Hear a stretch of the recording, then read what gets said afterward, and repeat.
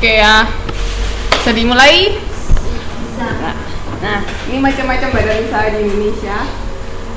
Ada koperasi, pasti udah familiar kan sama koperasi, kemitraan, partnership.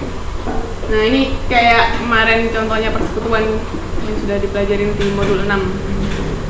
Kemarin maaf ya, tiba-tiba maaf. Saya dulu sudah habis waktunya. Terus sama yayasan, kok yayasan tuh buat non-laba biasanya. Nah, ini perusahaan. Nah, sekarang kita mau bahas yang ini. Ada yang tahu bedanya perseroan tertutup sama terbuka? Loh, sudah ada, ya Allah. Jadi kalau perseroan tertutup itu sahamnya dimiliki maksudnya pemilik yang awal mendirikan perusahaan itu. Tapi kalau yang terbuka, pernah dengar kayak PT apa, TBK toh? Nah itu sahamnya bisa dibeli siapa aja, mbak sama mas bisa beli sahamnya itu. Namanya perseroan terbuka. Nah ini karakteristiknya merupakan badan hukum tersendiri. Hak pemilikan pada perseroan dapat dipindah tangankan. Maksudnya siapa aja kan bisa beli saham. Ketika misalnya saya punya saham, terus saya sudah nggak mau ngelanjutin, nggak mau pegang lagi saham, bisa dijual ke orang lain. Misalnya Mbak Suartini mau beli, itu boleh. Kalau perseorangan sama nggak? Perseorangan, kalau perseorangan beda. Ini kan kalau untuk perseroan kan sudah lebih gede, sahamnya itu kan banyak. Biasanya nggak cuma satu orang pemiliknya, dia itu bisa dipindah tangankan. Tapi kalau perseroan perusahaan perseorangan itu biasanya tergantung. Kalau orangnya memang mau mindahin, itu lebih gampang. Maksudnya tinggal dipindahin aja kan. Sebenarnya bisa, cuman kalau di sini ini kan karena pemiliknya banyak, jadi itu harus beli dulu, ada prosesnya tuh sedikit lebih rumit. Kalau perseroan kan gampang, misalnya saya nggak pengen lanjutin, tinggal ke adik saya atau apa, itu nggak ada yang proses terlalu jelimet gitu loh mbak. Sebenarnya bisa. Bisa ini ya, perusahaan itu bentuknya gede. Gede apanya? Maksudnya kayak gede gedungnya. Maksudnya cabangnya banyak gitu. Dia berbadan hukum. Cuman secara hak milik itu hak milik perorangan gitu. Cuman kalau misal mau dipindahkan, itu harus ada kayak pindah tangan, pindah balik nama atau apa itu harus ada. Tapi tetap bentuknya bukan perseroan, bukan termasuk perusahaan. Bukan perusahaan perorangan tetap. Tapi kan tetap daftarin. Iya, kayak perusahaan keluarga. Tuh, terus tanggung jawab utang yang terbatas. Maksudnya ya berapa porsi yang kita miliki ya udah itu aja, nggak seluruhnya jadi tanggung jawab kita. Kalau perusahaan perseorangan kan semua jadi tanggung jawabnya pemilik. Jadi tanggung jawabnya nggak terlalu gede, sama struktur organisasinya tergantung awal mendirikan gimana. Jadi macam-macam struktur organisasi kan banyak, misalnya mau ada pasti sekarang CEO, pernah dengar CEO kan? Chief Executive Officer. Terus ada apa, marketing manager atau apa, itu tergantung masing-masing perusahaan. Struktur organisasinya nggak ada satu paten yang semua harus kayak gini, nggak. Jadi tergantung masing-masing. Terus pengenaan pajak ganda, ini maksudnya pajaknya perusahaan sendiri ada, kalau pemilik sendiri ada, jadi dua pajaknya. Kan karena dipisahkan, ingat asas basic akuntansi nggak, yang apa itu namanya, yang antara pemilik sama kesatuan usaha antara pemilik sama perusahaan dibedakan. Nah itu makanya kan dua, pemilik dapat kena pajak, perusahaan dapat kena pajak juga, makanya ganda. Terus harus mengikuti peraturan pemerintah, itu pasti daftar. Oke. Nah modalnya itu ada modal perseroan, jumlah modal yang disebut dalam akta pendirian. Jadi awal waktu kita mau bikin perusahaan itu kan harus daftarin ke notaris. Nah itu ada tulisannya modalnya apa aja, siapa pemiliknya, terus tujuannya apa, itu harus jelas nanti. Jadi andai kata misalnya nggak sesuai itu juga bisa kena sanksi. Jadi dari awal harus sudah jelas. Nah modal ini macam-macam, nanti langsung lihat ke contohnya aja ya. Contoh soal. Kalau perseroan modalnya itu misal sekian juta. Itu termasuk perusahaan perseroan itu ada nominalnya berapa ketetapan, maksudnya perusahaan ini disebut perusahaan perseroan dengan modal sekian setelah mencapai target modal sekian. Terserah sih, pada awal kan nggak ada, soalnya kan masing-masing tergantung modal yang dimiliki perusahaan, nggak ada batas minimum berapa, itu nggak ada. Nah ini contohnya langsung ya, jadi kalau kita bicara tentang perseroan berarti belajar saham-saham. Oke. Ada yang sudah pernah belajar tentang saham-saham? Apa?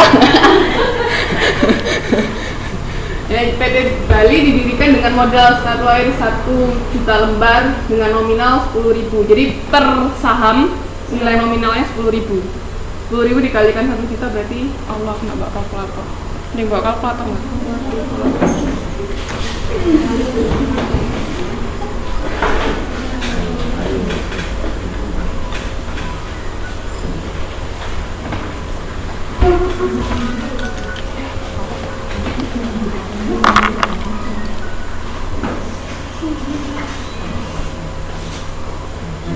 Ditempatkan 300.000 lembar dengan kurs 110. Jadi ketika dijual, kalau ada kurs 110 berarti kira-kira kayak gimana? Kursnya 110. Ada yang tahu maksudnya gimana?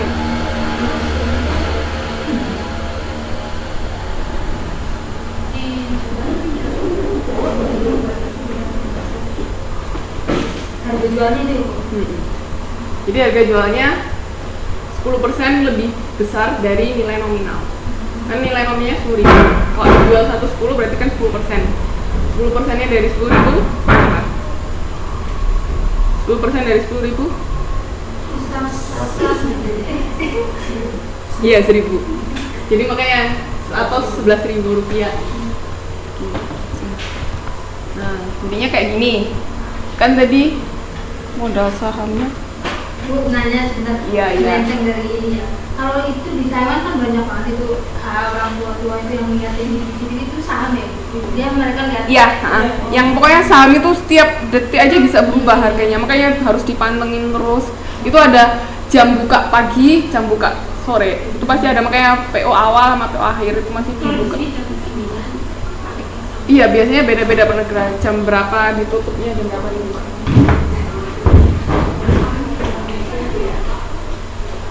Ibu saham ini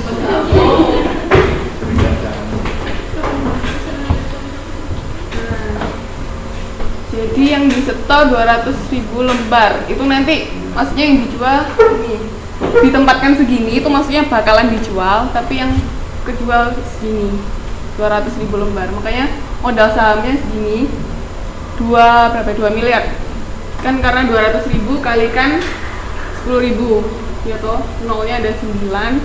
Nah, tapi berhubung dia jualnya kursnya 110, berarti kan 10% lebih banyak. Makanya itu masih ada 200 juta. Jadi ini namanya agio saham. Maksudnya kayak keuntungan yang kita dapat dari kita menjual saham. Iya. Makanya itu agio saham. Ini terus makanya jumlah yang disetor 2 miliar 200 juta. Terus ditambah sama laba ditahan. Laba ditahan tuh gini. Jadi misalnya perusahaan itu kan tiap tahun ada punya laba. Nah, sebagian laba itu kan ada yang dibagikan ke pemegang saham, ya kan? Nah, sebagian lagi ada yang disimpan untuk kayak cadangan gitu. Makanya namanya laba ditahan. Jadi untuk operasi berikutnya. Jadi nggak semua dibagikan ke pemegang saham. Walaupun perusahaan itu laba, tapi kadang-kadang mereka nggak bagiin dividen bisa. Jadi tergantung kondisi dan keputusan dari ya. Jadi nggak mesti setiap tahun ngeluarin saham dividen itu nggak, tergantung situasinya. Kalau saham sendiri itu kena pajak nggak? Saham kayaknya enggak sih. Enggak. Cuman kalau laba-laba perusahaan baru. Jadi sebenarnya kalau pegang saham juga ada untungnya ada enggaknya ya. Untungnya kalau misalnya labanya perusahaan itu lagi gede, kita dapatnya gede. Tapi andai kata perusahaan nggak mau ngeluarin dividen, ya kita nggak dapat apa-apa, nggak bisa dapat apa-apa. Kayak orang yang biasanya main saham itu pasti jeli. Perusahaan ini lagi bagus misalnya, dilihat dari tahun sebelumnya. Kan dilihat dari 2 tahun sebelumnya, kalau kinerjanya bagus, berarti insya Allah kedepannya pasti juga bagus. Makanya dia berani beli saham itu. Kalau enggak, saya dijual sahamnya makanya. Jadi jumlah modal pemegang saham totalnya sekian ya, 3 miliar 700 juta. Nah, jenis saham ada 2, saham biasa sama saham preferen biasanya. Sebutannya ini. Biasa ini nggak memiliki keistimewaan, kalau ini